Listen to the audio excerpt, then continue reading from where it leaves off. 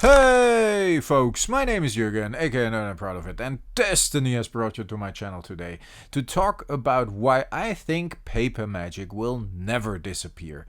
Never say never, because if there's at a certain point no paper anymore in the world, or the environment is under so much pressure, then I think even paper magic will disappear. Maybe right before toilet paper. You never know. I'm playing some matches here in the background. I haven't played for months. I was grinding towards Mythic with this deck. I call it Red Deck Wins. And I just started it up and I saw there's nothing restricted from this deck. So I could choose, I could play unaltered, the same deck I used to get to Mythic. It was a horrible experience. I wanted to do it. I had done it before, but I wanted to do it one more time. See if I still can play Magic the Gathering. And I got to a win streak of about 60%. So it was an awful grind, and the system punishes you at a certain point, not drawing the cards you need. So I hated it. Now I play paper magic whenever I can, and I love it, and I still love it. Just only with my friends, my brother, and for me that's enough. And having started this up, playing 1 or 2 matches, yeah, it's fun, but I hope I will never fall into that grind again, because that was like making the game horrible. But that's a different story. So why do I think paper MTG will not disappear? First of all, I think it's crucial for Magic the Gathering to sit down, play with friends, sit around the table, have a fun conversation, maybe have a couple of colas and beers, and in the end just have a good evening. And it can be for certain people at an LGS. That social aspect is very important. I still see people going to an LGS, sitting down, becoming friends with other players, and just hanging out there. For me, it's with my buddies, may it be in a bar, may it be at one of our homes with my brother, whenever we're at my parents' place together, or when I'm at his place or he's at my place. And that doesn't happen too often, as you know, but then we normally at least play a couple of MTG matches, and I always enjoy it. It's that social aspect. And now even my son is joining in sometimes, so we play with the 3 of us. Sometimes a friend of mine is coming over, then we play with the 4 of us. It's just good fun. So that social aspect to me is one of the most important reasons why Magic the Gathering will stay existing, or will keep existing, I have to say, in its current paper magic form.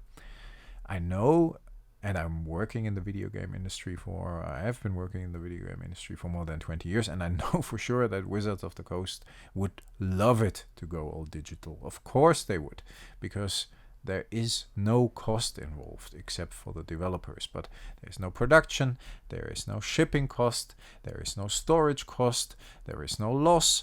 Everything digital is better than the real thing. That's why we send out digital codes to sell our games, and boxed games are almost disappearing nowadays.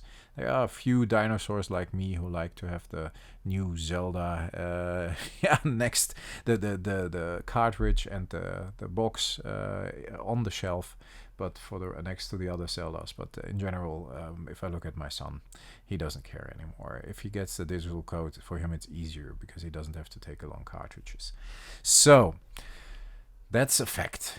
Wizards of the Coast wants this. They want the game to go digital, because it's not pure earnings, not pure profit, but a big part of it, of course, is profit once the game is established and you need a couple of developers to sustain it.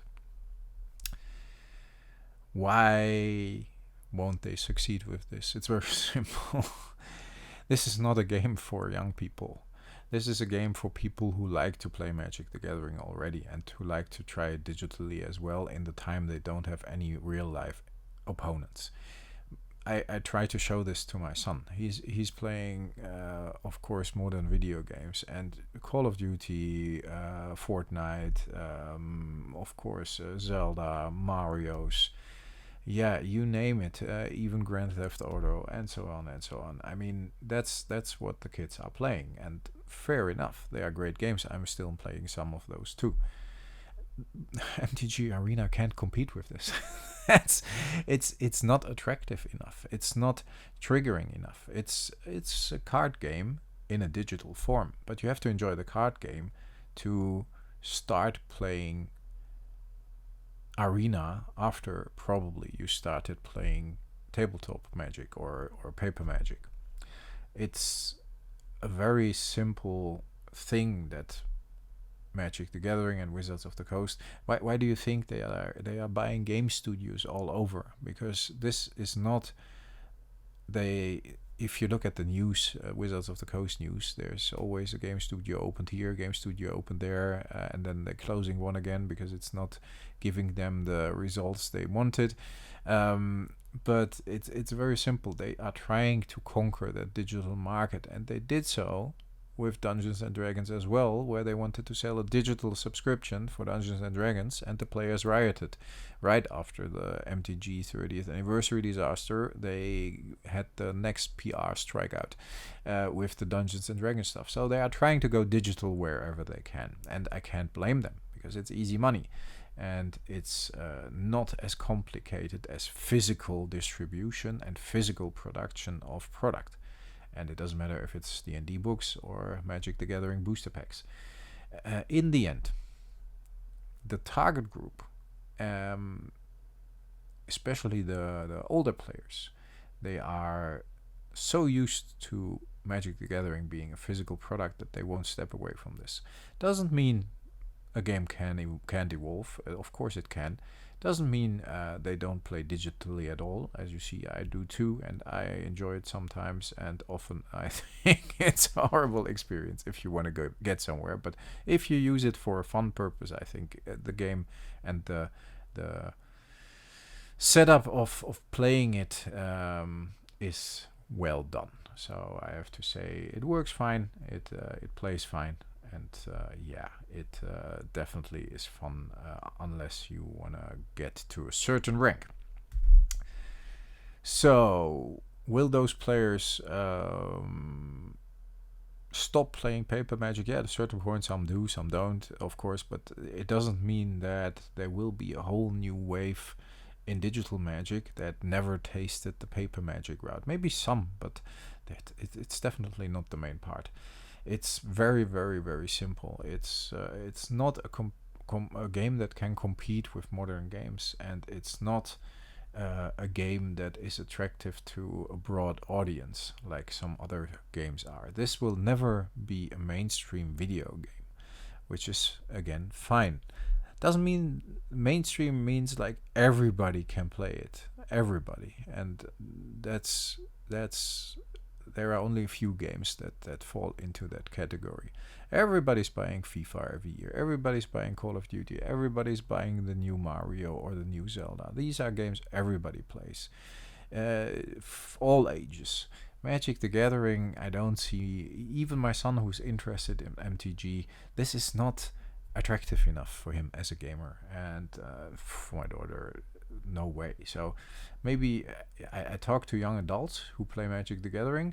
They play Arena sometimes to practice and to look at the new cards. Like colleagues in their early 20s. You should call them. Can you call them young adults? You know what I mean. Like people in their early 20s, colleagues who play board games with me after working hours, who play Magic the Gathering with me. They use Arena sometimes, but even then they don't see it as a good game. It's just a purpose game for them. So yeah, can they ever step away from completely stopping with paper Magic at in the current scenario? I don't think they can. Maybe they can do like a virtual reality Magic the Gathering, where you actually put on a virtual reality headset, sit down at a table and play against other people and then mimic that paper experience. But still, the whole collectible aspect to me digitally never was very appealing. The only game I can appreciate where I collect a little something is Pokemon, but that's because I play it together with the kids. So yeah, And then we're happy if we caught a cool Pokemon and it's in the Pokédex. But even then, it's not the collectability, of course, you are used to from a physical product. So, no chance. I could be very wrong, of course, and that's fine. But personally, I would say there is no chance MTG Arena is ever completely taking over, and not just a help or a training tool if you want to play a draft in the store, or just getting used to new cards or whatever. But yeah, it won't attract completely new players, almost. Very, very obvious to me. Let me know what you think, folks. I'm very curious because I think it's an interesting discussion, and I made a couple of points pro and contra for both of them, paper and arena. But in general, I am curious what you think is and will be happening. Will arena completely take over, what they obviously want, but I don't think they can achieve?